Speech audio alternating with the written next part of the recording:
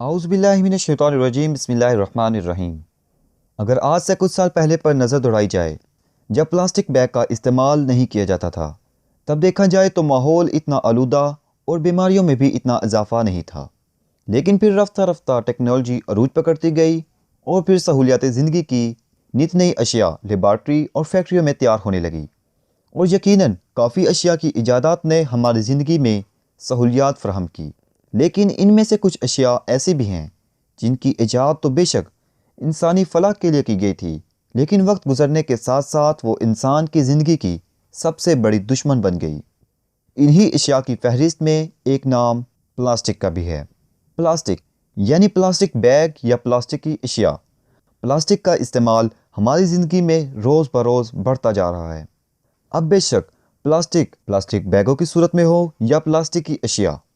1959 में पहली बार एक साइंटिस्ट स्टैन गुस्टव थोलिन ने प्लास्टिक बैग मुतारफ़ करवाया, क्योंकि इससे पहले कागज़ के बैग इस्तेमाल किए जाते थे जो माहौल पर काफ़ी मनफी असरात मुरतब कर रहे थे, क्योंकि उस वक़्त कागज़ बैग लकड़ी से बनाए जाते थे।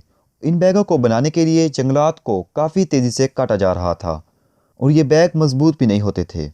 यही वजह थी कि प्लास्टिक बैग को बनाया गया, क्योंकि इसके मजबूत होने के साथ साथ इसका एक और फ़ायदा ये भी था कि इसको बनाने में ख़र्चा भी कम आता था और इसको हर किस्म के रंग में बआसानी ढाला जा सकता था। इसको बनाने का असल मकसद ये था कि लोग प्लास्टिक बैग को एक बार इस्तेमाल करने के बाद फेंकने की बजाय बार बार इस्तेमाल करेंगे। लेकिन इसको बनाने वाले को क्या पता था कि आने वाले वक्त में ये कितनी बड़ी मुसीबत बन जाएगी। प्लास्टिक एक पॉलीमर है जो कई मुख्तलिफ कीमियाई अज्जा से मिलकर बनता है। इसमें इस्तेमाल होने वाले कीमियाई जुज़ में से एक बिस्फेनॉल ए है, जो कि एक इंतहाई ख़तरनाक केमिकल है। इसका फार्मूला C15H16O2 है। ये इंसानी सेहत पर काफ़ी मनफी असरात मुरतब करता है। इसमें एक और ख़तरनाक केमिकल इस्तेमाल किया जाता है जिसका नाम कैरियम कंसर्ट है।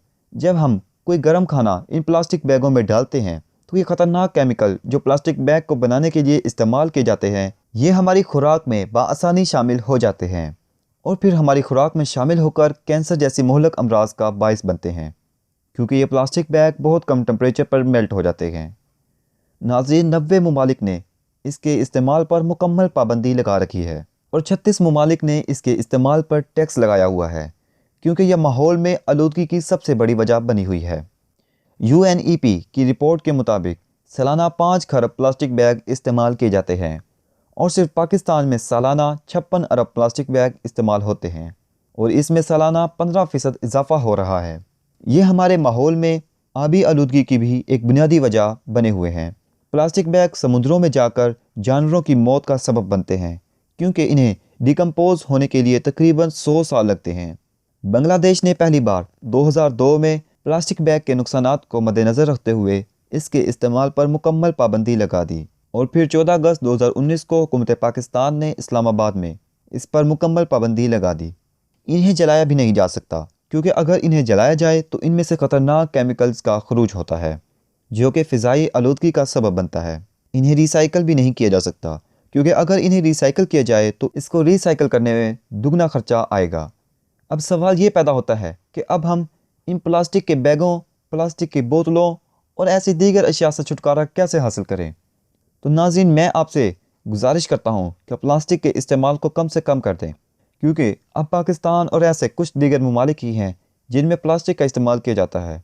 तरक्की याफ्ता ममालिक ने इनके नुकसानात को मद्देनज़र रखते हुए पहले से ही प्लास्टिक के बैगों पर पाबंदी लगा रखी है और अब आखिरकार हुकूमत पाकिस्तान ने इससे छुटकारा पाने के लिए एक तरकीब निकाली है। इस्लामाबाद में प्लास्टिक से बनने वाली पहली सड़क बनाई गई है। इस सड़क की तामीर में 8 से 10 टन इस्तेमाल शुदा प्लास्टिक इस्तेमाल किया गया है। अव्वल तो इस सड़क की मियाद वसी हो सकी, इसके बाद ये सड़क बारिश के पानी को जज़ब करके सेवरे तक पहुंचा देती है।